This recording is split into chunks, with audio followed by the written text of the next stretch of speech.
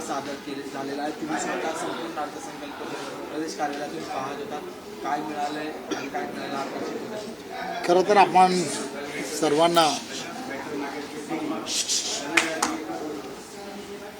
आपल्या सर्वांना मला सांगायला आनंद होतो की आदरणीय निर्मलाताईंनी हा अर्थसंकल्प जो मांडला, हा 9वा अर्थसंकल्प आणि हा कर्तव्य भवन यामध्ये मांडला गेलेला हा पहिला असा हा अर्थसंकल्प होता।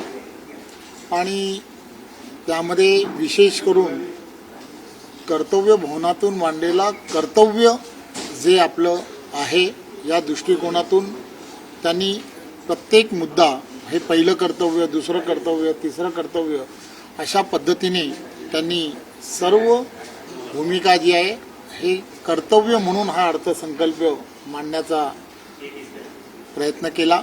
आणि आपण पाहिलं असेल की सर्व स्तरातील मंडळींना हा अर्थसंकल्प समर्पित भावनेतून होता। देशाचे पंतप्रधान आदरणीय नरेंद्र मोदीजी यांच्या नेतृत्वामध्ये आपण पाहिलं असेल की देश हा महासत्तेच्या दिशेने घेऊन जाण्यासाठी जी पावलं येणाऱ्या काळात उचलली गेली पाहिजेत, त्या दृष्टिकोनातून प्रत्येक क्षेत्राला प्राधान्य देणारा असा हा अर्थसंकल्प होता। विविध क्षेत्रांमध्ये आपण पाहिलं असेल की टॅक्स पेयर जी मंडळी असतात किंवा टॅक्स पेयर यांच्यामुळेच अर्थसंकल्प आणि अर्थसंकल्पाला खऱ्या अर्थाने वाढ ही सातत्याने होत असते। त्यामुळे प्रत्येक तो टॅक्स पेयर जो आहे त्या टॅक्स पेयर्सला सुविधा निर्माण करण्याच्या बाबतीमध्ये यामध्ये विचार केला गेलेला आहे।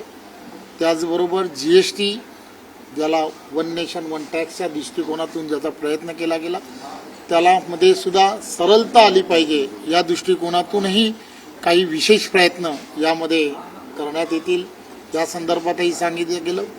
आणि या व्यतिरिक्त काही विशेष बाबी या अर्थसंकल्पात आपल्याला सर्वांना आदरणीय निर्मलाताईंनी सांगितल्यानंतर त्या आपल्याला सर्वांच्या लक्षात आल्या की आपल्याला टेक्स्टाईल इंडस्ट्री जी आहे त्या टेक्स्टाईल इंडस्ट्रीमध्ये सुद्धा विशेष सुविधा देण्याच्या संदर्भात सांगितलं गेलं। ऊल असेल किंवा वेगवेगळ्या रेशीम असतील, या प्रक्रियांमध्ये वेगळ्या पद्धतीने काम करण्याचं सांगितलं गेलं। महिलांसाठी वसतिगृह हा विषय जो आहे यालाही विशेष प्राधान्य जिल्हानिहाय देण्याचं ठरलं। औषधं जी आहे डायबिटीस आणि कॅन्सरच्या औषधांमध्ये सुद्धा विशेष अशी सवलत देण्याच्या संदर्भामध्ये सुद्धा सांगितलं गेलं। त्यामुळे एक ना अनेक असे विषय हे या संदर्भामध्ये सांगितले गेले। हायस्पीड रेलचे काही कॉरिडोर्स तयार करण्याच्या संदर्भामध्ये सुद्धा 6 ठिकाणचे, मुंबई पुणे असेल किंवा हैदराबाद चेन्नई, अशा वेगवेगळे कॉरिडोर्स जे आहेत ते कॉरिडोर्स तयार करण्याच्या संदर्भामध्ये या संदर्भात विचार केला गेला। आणि विशेष करून पर्यटनाला सुद्धा प्राधान्य देणं हे अत्यंत गरजेचं आहे आणि त्यामुळे मेडिकल टुरिझम याला एक विशेष प्राधान्य देण्यात येईल असंही या अर्थसंकल्पामध्ये विशेष करून सांगण्यात आलं। हा अर्थसंकल्प आपण 1.5 तास सर्वांनी वेगवेगळे विषय हे सर्वांनी ऐकले।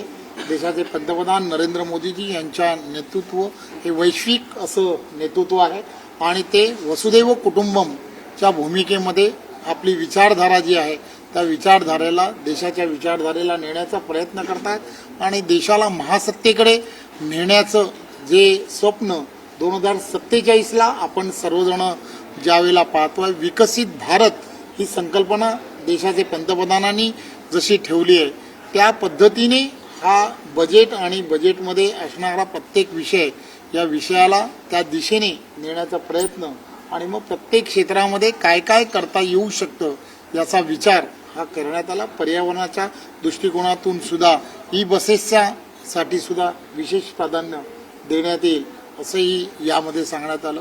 त्यामुळे याची अधिक स्पष्टता जी आहे ती काही वेळानंतर पूर्ण बजेट आणि त्याच्या तपासणीनंतर आपल्याला लक्षात येईल। परंतु सबका साथ सबका विकास या भूमिकेवरती आधारित असणारं 25 कोटी या देशातील असणारे गरिबांना दारिद्र्यरेषेच्या बाहेर काढण्यासाठी जे जे विशेष प्रयत्न करता येऊ शकले त्याच पद्धतीने येणाऱ्या काळामध्ये या देशातील असणाऱ्या 130 कोटी जनतेला वेगवेगळ्या माध्यमातून या बजेटचा कसा फायदा होईल याचा विचार या बजेटमध्ये करण्यात आला असं मला वाटतं. दक्षिण भारतातील काही राज्यांच्या निवडणुका डोळ्यासमोर ठेवून दक्षिण भारतासाठी अधिक देण्याचा प्रयत्न केला गेला असं विरोधकांकडून आरोप. विरोधकांचे आरोप मी अजून ऐकले नाहीत, परंतु जेव्हा कधी आज अर्थसंकल्प आणि अर्थसंकल्पातल्या असणाऱ्या ज्या मायनोर गोष्टी असतात त्या थोड्या वेळानंतर आपल्याला लक्षात येतात.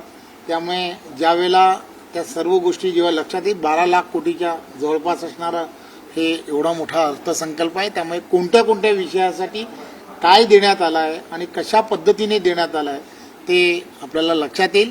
परंतु एक गोष्ट लक्षात घे, विरोधकांचं पॅटर्न हा ठरलेलाच आहे. वर्षानुवर्ष त्यांची स्क्रिप्ट ठरलेली असते.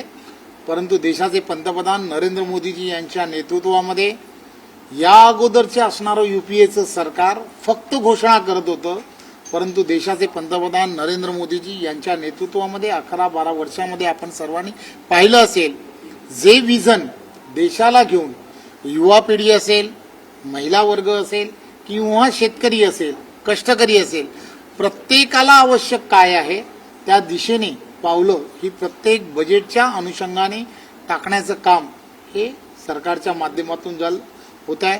निर्मला सीतारामजी यासुद्धा त्याच दिशेने बजेट हे प्रत्येक वेळेला ज्यावेळेला सादरीकरण करतात त्यावेळेला एक वेगळी दिशा देण्याचं काम करतात.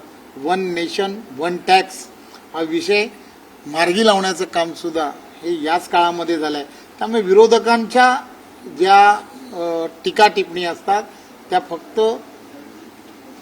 ज्याला म्हणतो आपण TRP साठी असतात, त्याकडे फार लक्ष देऊ नये. याचं विश्लेषण ज्यावेळेला पूर्ण बजेट आणि त्याचा अभ्यासक ज्यावेळेला करतील तेव्हा तुमच्या लक्षात येईल की हा बजेट सामान्य जनतेसाठी होता. केंद्रीय मंत्री पियुष गोयल यांचं एक वक्तव्य धन्यवाद. असं